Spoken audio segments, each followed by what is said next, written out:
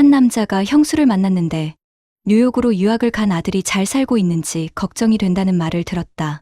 지난 1년간 편지 한 통이 없다는 것이다. 그는 즉시 답장을 받게 해주겠다고 약속했다.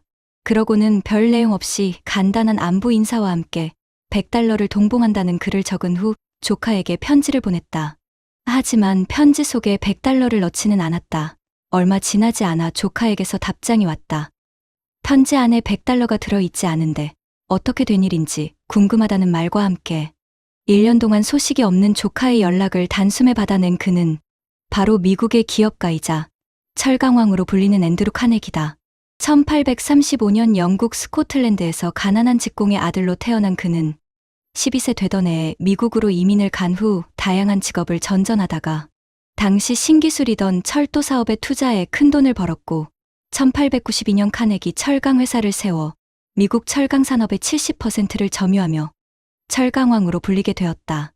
1901년에는 석유왕 존 D 록펠러를 제치고 미국 최고 부자에 등극하기도 했다. 그는 죽을 때까지 3억 6,500만 달러, 오늘날 가치로 약 6조 원에 해당하는 천문학적인 금액을 사회에 환원했다. 뉴욕의 유명한 공연장 카네기홀과 21명의 노벨상 수상자를 배출한 피츠버그의 카네기 멜론대 등이 그의 기부로 세워졌다.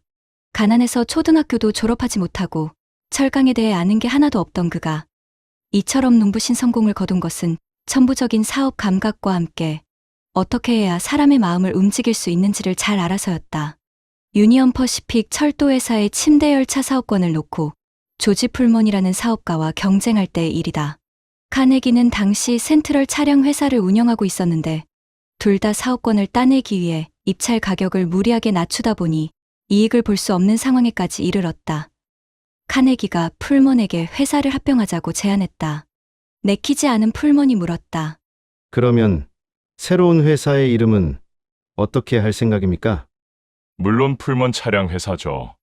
카네기는 침대 열차 사업권을 따낼 수 있다면 자신의 회사 이름을 포기하는 것쯤은 전혀 문제될 게 없다고 여겼다. 결국 그는 경쟁심이 강한 풀먼의 심리를 정확히 읽어내 합병에 성공했다. 1867년에는 철도 노선 확장을 위해 미시시피강을 가로지르는 다리를 건설해야 했다. 미시시피강은 물살이 거세고 강폭이 넓어 기존의 건축 기술로는 다리를 세울 수 없었다. 건설 중에 무너지는 일이 여러 차례 발생했다. 당시 신기술이던 철근 콘크리트 기법으로는 가능할 수도 있다는 말을 들은 카네기는 엄청난 비용과 시간을 들여 마침내 다리를 완성했다. 하지만 건설 중에 붕괴된 것을 기억하는 사람들은 불안한 마음에 그 다리를 이용하려고 하지 않았다. 그는 사람들의 불안함을 단번에 해소할 묘책을 생각해냈다.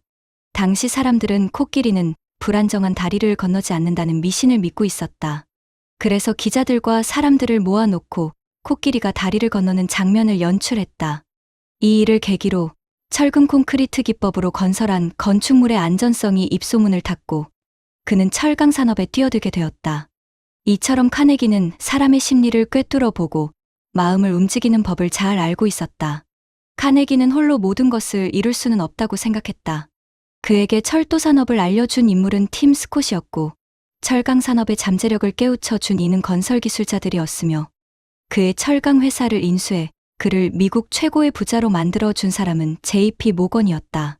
그는 주변 사람들을 부자로 만들어야 자신도 부자가 될 수 있다고 믿었다.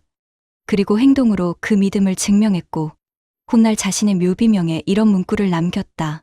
자기 자신보다 더 우수한 사람을 어떻게 다루어야 하는지 알았던 사람이 여기 누워 있다.